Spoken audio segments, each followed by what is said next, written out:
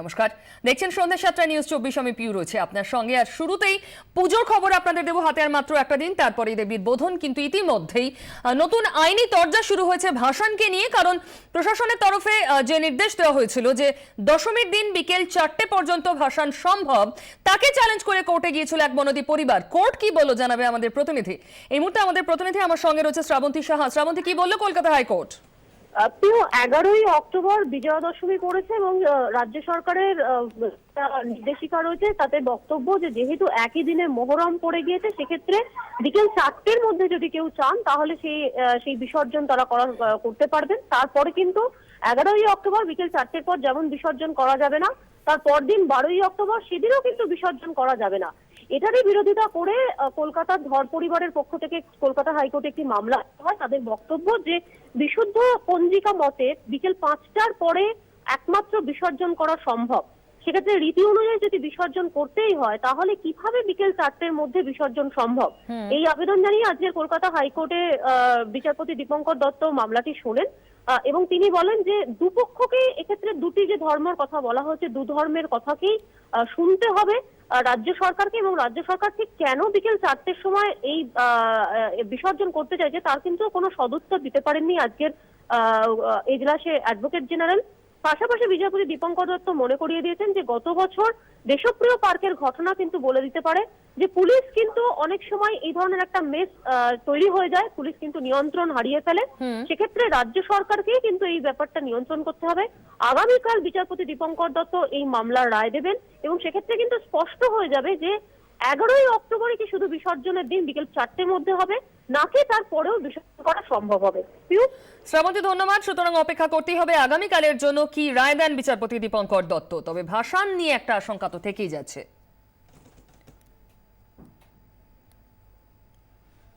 এবার পুজোর খবরে আসি। পুজোর শেষ মুহূর্তের প্রস্তুতি, মণ্ডপগুলো তৈরি, মানুষ বেরিয়ে পড়েছেন রাস্তায়। এই মুহূর্তে সন্ধেবেলায় চতুর্থীর দিন কি অবস্থা শহর কলকাতার বিভিন্ন প্রান্তের পুজো মণ্ডপের আপনাদের সামনে তুলে ধরবো আমরা। একডালিয়া এভারগ্রিনে রয়েছেন এই মুহূর্তে আমাদের প্রতিনিধি কমলিকা সেনগুপ্ত। একই সঙ্গে হাতিবাগান নবীনপল্লী ছবি দেখছেন, সেখানেও আমাদের প্রতিনিধি দেবারতী রয়েছেন। সুরুচির সঙ্গে রয়েছেন এই মুহূর্তে শ্রেয়সী গাঙ্গুলি, আমাদের অন্য প্রতিনিধি। এখন দেখতে পাচ্ছেন একডালিয়া এভারগ্রিনের দেবী মূর্তির ছবি। অন্যদিকে অনবদ্য রাজস্থানের একটি আবহ তৈরি করেছে হাতিবাগান নবীনপল্লী। বহু পরিচিত কাবাড শিল্পকে এখানে তুলে ধরা হয়েছে। একদিকে একডালিয়া এভারগ্রিন, অন্যদিকে হাতিবাগান নবীনপল্লী। এক এক করে শহর কলকাতার সমস্ত বড় পুজোতেই আপনাদের ঘোরাবো আমরা। আমাদের বিভিন্ন প্রতিনিধিরা ছড়িয়ে রয়েছেন বিভিন্ন দিকে। বাঙালির প্রাণের উৎসব দুর্গাপুজো আর একটা দিন, তারপরেই দেবীর বোধন। প্যান্ডেলে প্যান্ডেলে এখন ফিনিশিং টাচ। চূড়ান্ত ব্যস্ততা উদ্যোক্তাদেরও। পুজোয় ঘোরা, খাওয়া দাওয়া, ঠাকুর দেখার প্ল্যানিং এখন প্রায় শেষ। প্ল্যানিং সেরে মানুষ বেরিয়ে পড়েছেন রাস্তায়। আসলে সপ্তমী ষষ্ঠী থেকে যে ভিড়টা হয় তা এড়াতে আগে চতুর্থী পঞ্চমীতে যেমন ভিড় হতো, এখন কিন্তু তার থেকে অনেকটা বেশি ভিড় হয়। মানুষ ইতিমধ্যে ভিড় জমিয়েছেন মণ্ডপে। হাতিবাগান নবীনপল্লী থেকে এই মুহূর্তে রয়েছেন আমাদের প্রতিনিধি দেবারতী ঘোষ আমাদের সঙ্গে। কিছুক্ষণ আগে আপনাদের বলছিলাম রাজস্থানের একটি শিল্পকে সেখানে তুলে ধরা হয়েছে। দেবারতীর কাছে সরাসরি চলে যাব একেবারে শুরুতেই। দেবারতী, যে ছবি তুমি কিছুক্ষণ আগে দেখিয়েছিলে, একটা একটা করে দরজা খুলে মণ্ডপ পর্যন্ত পৌঁছানো, এটাকে খুব অ্যাডভেঞ্চারাস। তুমি একেবারে স্পটে রয়েছো, কেমন লাগছে?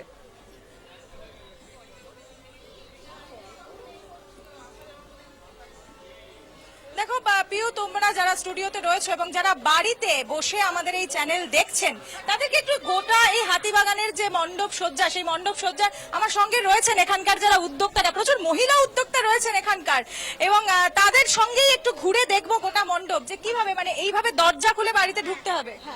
এটা আমাদের এটা শিল্পটার নাম হচ্ছে কাবাড শিল্প। কাবাড শিল্পের যে বৈশিষ্ট্য সেটা হচ্ছে এটাকে বলা হয় চলতা ফিরতা মন্দির। কেন বলা হয় চলতা ফিরতা মন্দির? না, এইটার প্রত্যেকটা পার্ট আমরা যদি খুলতে থাকি তাহলে আমরা ঠাকুরের নানা কাহিনী, সেটা রামায়ণ হতে পারে, সেটা মহাভারত হতে পারে, শ্রীকৃষ্ণের জন্ম বৃত্তান্ত হতে পারে। তো এই কাবাডগুলো সেই কারণেই, মানে আমরা যেই মুহূর্তে একটা করে দরজা খুলছি, এই দরজাগুলো খুলে আমরা মেন যে আমাদের ঠাকুরের মানে বসার জায়গা, সেখানে গিয়ে আমরা পৌঁছবো। তো এটা কেন হতো, এই শিল্পটা কেন? এই শিল্পটা যখন অরঙ্গজেবের টাইমে, যখন হিন্দু ধর্ম প্রচার করা পুরো বন্ধ হয়ে গেছিল, তার উপর একটা প্রহিবিটেশন ছিল, সেই সময় রাজস্থানের বাসি গ্রামের কিছু লোকজন তারা এই ধরনের কাবাড মানে চলতা ফিরতা মন্দির এগুলোকে সঙ্গে নিয়ে বিক্রি করতো না, তারা হিন্দু ধর্মটা গান গেয়ে গেয়ে হিন্দু ধর্মটাকে প্রচার করতো। আমি একটু এখানকার যে প্রতিমা, সেই প্রতিমা একদম রাজস্থানী আদলে কাঠ কেটে এই প্রতিমা তৈরি করা হয়েছে। দেখো একদম যে রাজস্থানী আদলের যে কাঠের যে প্রতিমা, সেই কাঠের প্রতিমা হয় তৈরি করা হয়েছে। এবং যেভাবে এই যে কাবাড শিল্প, সেই শিল্পের যেভাবে প্রচার করা হতো, যেভাবে বাড়ি বাড়ি গিয়ে এইটা গান গেয়ে এখানে প্রচার করা হতো, তারাও এখানে উপস্থিত রয়েছেন যারা এত দিন ধরে এটা করেছেন এবং এটা এঁকেছেন। আমি একটু তাদেরকে বলবো যে সেটা দেখানোর জন্য যে ওনারা ঠিক কিভাবে এটা প্রচার করতেন। आप थोड़ा ये दिखाइए तो थोड़ा कैसा ये होता है ये राजस्थान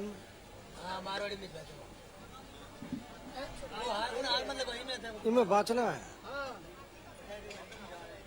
5 देव रिक्शा करे बिरमा विष्णु में सोमोती अमावसनी आई पांडु हिमालय गलिया गलता पांडु हराब दियो जाप अपनी कड़ू कार में कोई धावे नहीं आवे ज्यूं जाय तुलसी ने संसार में धारा देखी दो धन छे धर्म करो ना मुक्तियों है। मीरा ने राणो जी जय रो प्यालो दियो मीरा हिम्मत कर पियो धनो भगत तुम्बाना बीज बाया निमजिया मोती धना भगतरी खेती कुबो जी कुमार बर्तन गड़े रविदास जी महाराज जोड़ी जोड़े बेर जी बाटी ऊंट रो दान पड़ी में दियो नरसी भगत ने नी बाईरो मायरो सपन किरोड़ रो भरियो विष्णु भगवान रा दर्शन बचे है जाको सुताराना देव विश्वकर्मो जी महाराज। পিউ তুমি দেখলে ঠিক যেভাবে এই মণ্ডপ সজ্জাটা, অর্থাৎ এইটা একটা ছোট্ট রেপ্লিকা যেটা একেবারেই দেবরতী, অনেক ধন্যবাদ। তুমি এই জিনিসটা আমাদের দেখালে, একদম ছোট একটা বইয়ের মতো যেটাকে বিভিন্ন ফোল্ড করে রাখা হয়েছে। ঠিক প্যান্ডেলটাও এরকমই, তার একটা ছোট নমুনা আপনাদের সামনে আনলো আমাদের প্রতিনিধি। কিন্তু একডালিয়া এভারগ্রিনের কি অবস্থা, কমলিকা সেনগুপ্ত সেখানে রয়েছেন। কমলিকা, কিছুক্ষণ আগে দেখা হচ্ছিল চতুর্থীর সন্ধেবেলায় মানুষ একডালিয়ায়, মানুষের ভিড় কেমন? দেখো, চতুর্থীর সন্ধ্যেবেলা একেবারেই একডালিয়ায় দাঁড়িয়ে মনে হচ্ছে না, মনে হচ্ছে সপ্তমীর দিন বিকেলে একডালিয়ায় দাঁড়িয়ে আছি। আমি যে কথাটা বললাম সেটাই আমি একবার আমার সহকর্মীকে বলবো যদি দেখানো যায়। অর্থাৎ মানুষের ঢল কিন্তু নেমে গেছে এবং প্রত্যেকে বিকেল থেকেই আমরা এখানে রয়েছি এবং আমরা দেখতে পাচ্ছি যে মানুষ কিন্তু একেবারেই গড়িয়াহাটের মোড় থেকে কিন্তু ব্লক করে দেওয়া হয়েছে এবং মানুষ সোজা কিন্তু প্রতিমা দর্শন করতে পারছেন। আমরা যেরকম প্রথমেই দেখিয়েছি যে একডালিয়া মানেই সাবেকি আনা, মাদুরাইয়ের একটি মন্দিরের আদলে করা হয়েছে এই একডালিয়া এভারগ্রিনের মণ্ডপ এবং ভেতরেও একেবারে সাবেকি মূর্তি। লোকের যেরকম ঢল নেমেছে এখানে দেখতে পাচ্ছি। একটা খুব গুরুত্বপূর্ণ বিষয় হচ্ছে যে পরিস্থিতি এখন চলছে ভারতবর্ষে এবং যেভাবে স্বরাষ্ট্র মন্ত্রকের তরফ থেকে 30 দিন প্রত্যেকটা মেট্রোকে এক্সট্রা ভিজিল থাকতে হয়েছে, এখানে কিন্তু একডালিয়া একটা নতুন ব্যবস্থা করেছে। এই প্রথমবার কথা বলে নেব একডালিয়ার ট্রেজারার স্বপনদা আমাদের সঙ্গে রয়েছে। স্বপনদা, একটু আমাদের যদি বলেন যে এবারে এই যে এত হামলা হওয়ার আশঙ্কা রয়েছে, একডালিয়া নতুন একটা জিনিস করছে, সেটা কি? দেখুন, সব থেকে বড় কথা হচ্ছে কলকাতা পুলিশ যথেষ্ট এই ব্যাপারেতে সজাগ এবং আমাদের ক্লাবের সঙ্গে সম্পূর্ণ সহযোগিতা করছে। এছাড়াও আমাদের ক্লাবের সভাপতির নির্দেশে, সুব্রত মুখার্জির নির্দেশে আমরা ভেতরেতে সিসিটিভি বসিয়েছি। মণ্ডপের মধ্যে আছে, পেছনেতে আছে, সেই টিভিতে 24 ঘন্টা আমাদের লোক আছে সজাগ দেখবার জন্য।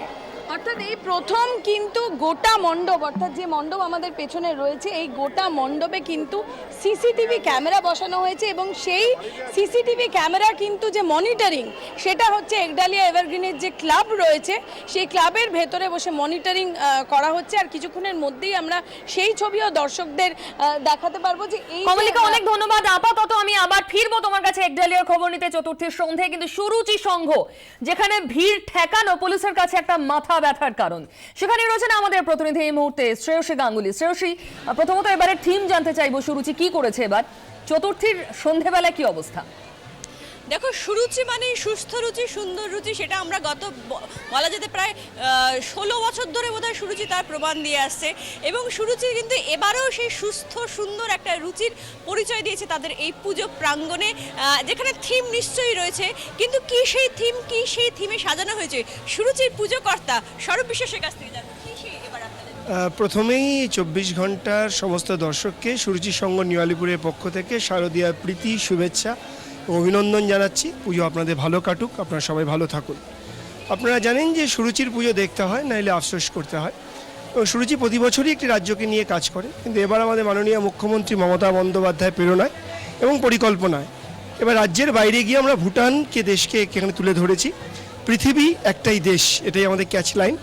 অর্থাৎ ভুটানের যে বিভিন্ন শিল্পকলা, বিভিন্ন যে সংস্কৃতি, বিভিন্ন ধরনের মানুষের ব্যবহার, তার বিভিন্ন অংশ আমরা আমাদের পূজা মণ্ডপে তুলে ধরেছি। এবং পশ্চিমবঙ্গের যে সংস্কৃতি বা কৃষ্টি, তার সঙ্গে একটা মেলবন্ধন তুলে ধরার আমরা চেষ্টা করেছি। এখানে যে মণ্ডপটা তৈরি হয়েছে আমরা দেখতে পাচ্ছি অপূর্ব সুন্দর, নানান রঙের একটা সমাহার বলা যেতে পারে, খুব উজ্জ্বল একটা জায়গা। তো এই মণ্ডপটা কি কোনো নির্দিষ্ট মন্দিরের আদলে? না, আমরা না কোনো মন্দিরকে রেপ্লিকা করি না।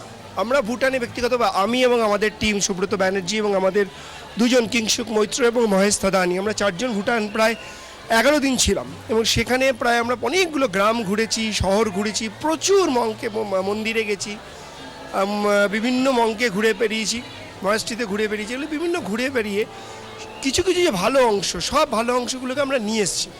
তারপর আমাদের শিল্পীর পরিকল্পনা, এবং আপনারা জানেন যে আমাদের আরেকজন বড় শিল্পী আছেন, তিনি আমাদের মাননীয় সভাপতি অরূপ বিশ্বাস, এবং মূল এবং প্রধান পৃষ্ঠপোষক বলতে পারেন। এবং তার সঙ্গে সঙ্গে সর্বোপরি আমাদের মাননীয় মুখ্যমন্ত্রী মমতা বন্দ্যোপাধ্যায়, তার প্রেরণা এবং পরিকল্পনায় আমাদের টোটাল প্রজেক্টটা আমরা তৈরি হয়েছি। কোনো রেপ্লিকা নয়, ভুটানের টোটাল যে টেস্ট, বিভিন্ন সংস্কৃতির যে ছায়া দেখবেন আমাদের মন্দিরে এক একটা অংশে আমরা প্যানেলে আকারে তুলে ধরেছি।